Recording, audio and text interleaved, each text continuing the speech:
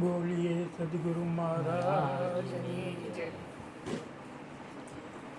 જ્યારે અંતકરણ શુદ્ધ બને છે ત્યારે દ્રષ્ટિ સમ્યક બને છે ને તે વખતે જે ભાવનો ઉદય થાય છે તે ભાવ પરમ સત્તામાં પ્રવેશવાનો ભાવ બને.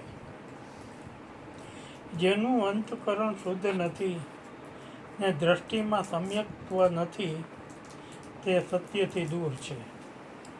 તેથી શ્રી અરવિંદે કહ્યું છે, સમતામાં રહેવું અને સરળતા રાખવી એટલે અનંતને પામવું. સમભાવ એ ધર્મ છે. એ ચિત્તની એવી દશા છે કે જેમાં બધું જ શાંત હોય છે. પ્રકાશ ને અંધકાર અહીં સરખા લાગે છે ને સુખ અને દુઃખમાં સમતા રહે છે. ચિત્તની આવી ધર્મ દશામાં આનંદ ઉત્પન્ન થાય છે, જેમાં વિપરીત સ્થિતિમાં વિરોધી પરિણામ આવતું નથી ને કોઈ વિકલ્પને પસંદ કરવાનો રહેતો નથી. ત્યારે નિર્વિકલ્પ દશામાં માનવી ખુદમાં પ્રવેશે છે. આ બધું સમજાવવા એક જોશુ નામના સાધુની વાત કહું છું. આ સાધુને કોઈએ પૂછ્યું હતું કે શું ધર્મને પ્રગટ કરનારો કોઈ એક શબ્દ છે?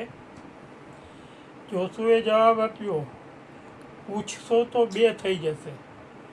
અહીં તે દેહ અને આત્માના જુદાપણાની વાત કરે છે.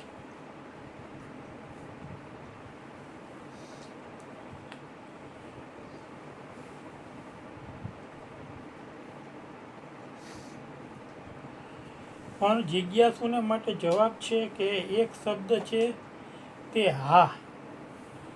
જીવનનો સમગ્ર થયા સ્વીકાર કરી લેવાનું નામ સંભાવ છે. જેવું છે તેવું સ્વીકારવાનું છે. એ જ સમાધિ છે. એમાં જ હું પદ મટે છે ને વૈશ્વિક સત્તા સાથે મિલન થાય છે. જેના ચિત્તમાં નહીં અથવા અસ્વીકાર છે તે સમસ્તમાંથી એક થઈ શકતા નથી. બધાના પ્રત્યે હકારાત્મક અભિગમ રાખવો તે જ જીવનની સૌથી મોટી ક્રાંતિ છે. કારણ કે તે સ્વને મિટાવીને સ્વયં સાથે મેળાપ કરાવે છે. સંભાવ એ સૌથી મોટી અદ્વિતીય સંપત્તિ છે. આનંદ અને અમૃત તેમાંથી જ મળે છે. જે પોતાનામાં આવી અનુભૂતિ પામે છે તે પોતાના આત્માને જ પરમાત્મા હોવાની ઘોષણા કરી શકે છે. આત્મા શું પરમાત્મા અને કૃષ્ણ ભગવાને કહ્યું છે, સમતા એ જ ઈશ્વર છે.